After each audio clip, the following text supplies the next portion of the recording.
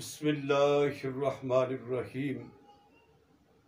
شاملی بھارت کا علاقہ جو اتر پردیش میں واقع ہے، اگر ہم 1857 کی طرف نظر دوڑائیں تو اس انقلابی عہد میں جب پورا ملک جنگ آزادی کی زد میں تھا، شاملی بھی اس ولولے کی آگ سے بچ نہ سکا۔ فرنگی فوج اندھا دھندہ گولہ باری کر رہی تھی، گولیاں چل رہی تھیں۔ اس معرکے میں ایک محاذ پر دیسی ہتھیاروں کے ساتھ لڑنے والے کچھ جان باز بھی تھے۔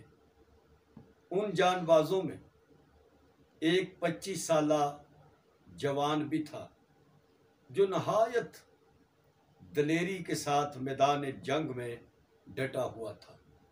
جی ہاں، اسی شخص کو، اسی نوجوان کو حجت الاسلام حضرت مولانا محمد قاسم نانوتوی رحمۃ اللہ علیہ کے نام سے دوامی شہرت حاصل ہے۔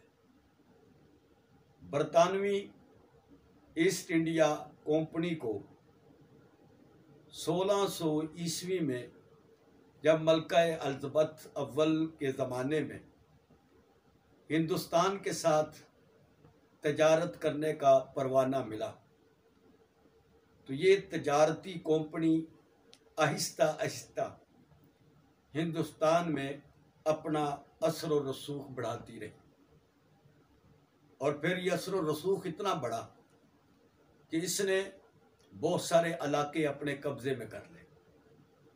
مسلمان جو حریت پسند نوجوان، بوڑھے، علماء، غیرت مند مسلمان اس بڑھتے ہوئے سیلاب کو روکنے کے لیے سینہ سپر ہوئے۔ 1857 کی جنگ کا میدان سجا، مسلمان لڑے، نوجوان شہید ہوئے۔ شاملی کا میدان ہر طرف لاشیں بکھرے ہوئے تھے۔ یہی نوجوان مولانا قاسم نانوتوی رحمۃ اللہ علیہ شاملی کے مین گیٹ پر گھاس پھوس میں آگ لگا کر اس کے مین دروازے کو آگ لگا دیتے ہیں۔ اسی جنگ میں حافظ ضامن شہید ہوتے ہیں۔ اسی جنگ میں مولانا حاجی امداد اللہ مہاجر مکی، مولانا رشید احمد گنگوہی، مولانا رحمت اللہ کرانوی، یہ سارے بزرگ شامل تھے۔ 1857 کی یہ جو جنگ آزادی کا میدان سجا ہوا تھا، مختلف علاقوں میں لڑائی جاری تھی۔ تھانہ بھون پر حملہ ہوا، مسلمانوں کے مکانوں کو جلایا گیا۔ یہاں مولانا قاسم نانوتوی رحمۃ اللہ علیہ زخمی ہوئے، مگر یہ حریت پسند مسلمانوں کی جد و جہد بظاہر کامیاب نہ ہو سکی۔ برطانوی سامراج کا ہر طرف قبضہ ہو گیا، مسلمانوں کے لیے زندگی تنگ ہو گئی، گولی کے آرڈر ہو گئے، بستیاں جلا دی گئیں، بچے، عورتیں، جوان اور بوڑھے گولیوں سے چھلنی کر دیے گئے۔ علماء کو درختوں پر پھانسی پہ لٹکا دیا گیا۔ مسلمانوں کا قتل عام ہوا۔ جو علماء، مجاہدین، حریت پسند گرفتار ہوئے، انہیں پشاور میں توپ سے اڑانے کی تقریب 2 دن تک منعقد ہوتی رہی۔ ایسی کیفیت میں تمام جو علماء حریت پسند تھے ان کی گرفتاری یا گولی سے اڑا دینے کے آرڈر ہو گئے۔ مولانا قاسم نانوتوی رحمۃ اللہ علیہ اور ان کے رفقا روپوش ہو گئے۔ آپ پھر حج کے لیے چلے گئے، حج کر کے واپس آئے تو اس وقت پورے ہندوستان پر انگریز کا تسلط تھا۔ آپ نے ارادہ کیا کہ کوئی ایک ایسا دینی مدرسہ قائم کریں جس کی تعلیم کا مقصد ایسے نوجوان تیار کرنا ہے جو رنگ اور نسل کے اعتبار سے ہندوستانی ہوں لیکن دل و دماغ کے اعتبار سے اسلامی ہوں۔ تو آپ نے 1867 میں ایک دینی مدرسے کی بنیاد رکھی۔ یہ مدرسہ بر صغیر میں اسلامی تہذیب، اسلامی تعلیم اور اسلامی نظریے کی پوری حفاظت کرتا رہا۔ اسی مدرسے کو دارالعلوم دیوبند کہا جاتا ہے۔ دارالعلوم دیوبند اسلام کا ایک محفوظ قلعہ تھا، مسلمانوں کا ناقابل شکست حصار دارالعلوم دیوبند ثابت ہوا، اور یہ مولانا قاسم نانوتوی ان کے رفقا کا ایک خلوص تھا کہ وہ ایک انار کے درخت تلے یہ ایک مدرسہ قائم ہوا، ایک شاگرد محمود پڑھنے والا اور پڑھانے والے بھی محمود، لیکن اس کا فیض دیکھیے پوری دنیا میں جاری ہے۔